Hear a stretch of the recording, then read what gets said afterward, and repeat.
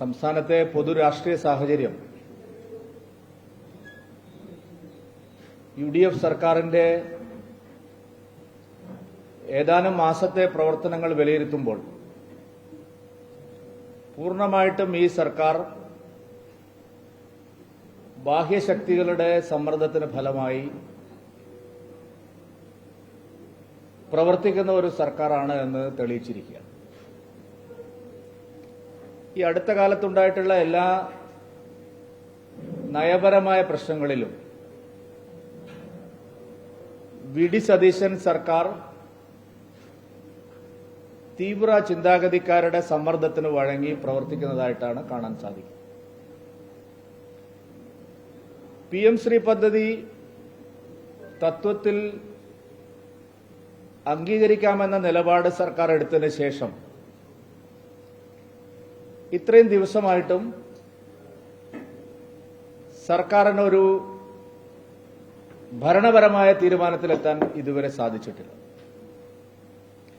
അതിന്റെ കാരണം മുസ്ലിം ലീഗിന്റെയും ജമാഅത്തെ ഇസ്ലാമി അടക്കമുള്ള മതമൗലികവാദ സംഘടനകളുടെയും ഭീഷണിയും സമ്മർദ്ദവുമാണ് എന്ന് മനസ്സിലാക്കാൻ വലിയ ഗവേഷണ ബുദ്ധിയുടെ ഒന്നും ആവശ്യമില്ല. PM ശ്രീ പദ്ധതി കേരളത്തെ സംബന്ധിച്ചിടത്തോളം വിദ്യാഭ്യാസ മേഖലയിൽ വളരെ ഗുണകരമായ ഒരു മാറ്റത്തിന് കാരണമാവുന്ന പദ്ധതിയാണ്. നമ്മുടെ സ്കൂളുകളുടെ അടിസ്ഥാന സൗകര്യങ്ങൾ വികസിപ്പിക്കാനും അതുപോലെ നൈപുണ്യ വികസനത്തിനും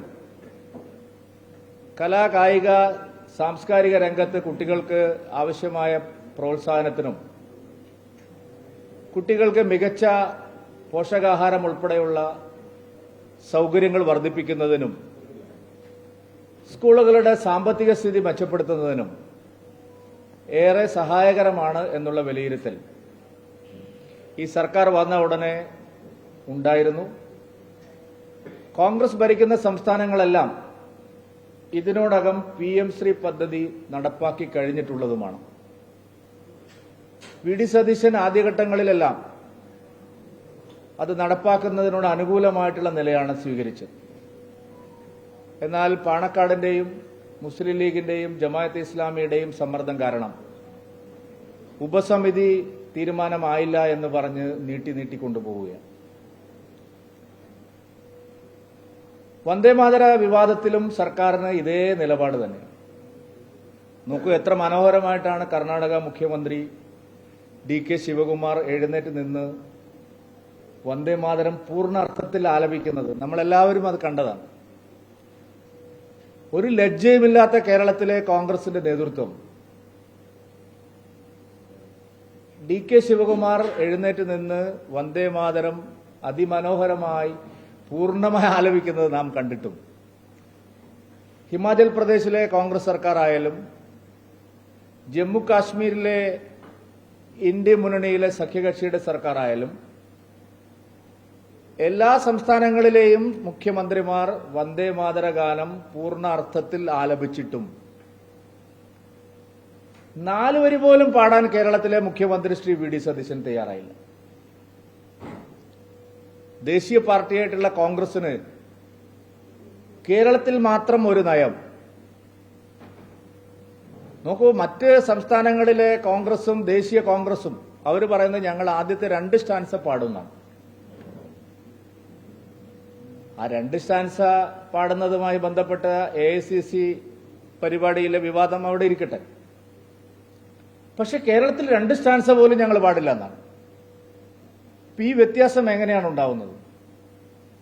കർണാടകത്തിലെയും മറ്റ് കോൺഗ്രസ് ഭരിക്കുന്ന സംസ്ഥാനങ്ങളിലെയും ഹിമാചൽ പ്രദേശിലും അടക്കമുള്ള സംസ്ഥാനങ്ങളിലെയും ഇന്ത്യ മുന്നണിയിലെ മറ്റ് കക്ഷികൾ ഭരിക്കുന്ന സംസ്ഥാനങ്ങളിലെയും തെലങ്കാനയിലെയും എല്ലാം മുഖ്യമന്ത്രിമാർക്ക് വന്ദേമാതരം പാടാം. അർബൻ നക്സലുകളായിട്ടുള്ള രാഹുൽ ഗാന്ധിയും സോണിയാഗാന്ധിയും നയിക്കുന്ന AICC നേതൃത്വത്തിന് 2 സ്റ്റാൻസ പാടാം. എന്നാൽ കേരളത്തിൽ മാത്രം ശ്രീ VD സതീശന് ഒറ്റ വരി പോലും വന്ദേമാതരം പാടാൻ ഞങ്ങൾ തയ്യാറില്ല. സർക്കുലർ ഇറക്കിയിരിക്കുക. ഇവിടെ ജനഗണമന മാത്രമേ പാടാവൂ. എന്തുകൊണ്ടാണ് ഈ വ്യതിയാനം ഉണ്ടാവുന്നത്, ഈ വ്യത്യാസം നേരിട്ട് കാണുന്നത്? കേരളത്തിലെ സർക്കാർ മുസ്ലിം ലീഗിന്റെയും ജമാഅത്തെ ഇസ്ലാമിയുടെയും പോപ്പുലർ ഫ്രണ്ടിന്റെയും തീവ്ര വർഗീയ ചിന്താഗതിക്കാരുടെയും സമ്മർദ്ദത്തിനപ്പുറത്തേക്ക് പോവാൻ കഴിയാത്ത ഒരു പാർട്ടിയാണ്, മുന്നണിയാണ്. അതാണ് ഈ വ്യത്യാസം. എല്ലാ കാര്യങ്ങളിലും അതാണ് സംഭവിക്കുന്നത്. ആശയപരമായ നിലപാടുകളുടെ കാര്യത്തിലും ഭരണപരമായ പല കാര്യങ്ങളിലും ഇത് പ്രകടമാണ്. ഇപ്പൊ കഴിഞ്ഞ ഗവൺമെന്റിന്റെ കാലത്ത് എന്തെല്ലാം കാര്യങ്ങൾ ശ്രീ വി ഡി സതീശൻ പരസ്യമായി പറഞ്ഞു, അതിനെല്ലാം വിരുദ്ധമായിട്ടുള്ള കാര്യങ്ങളാണ് ഇപ്പോൾ ചെയ്തുകൊണ്ടിരിക്കുന്നത്.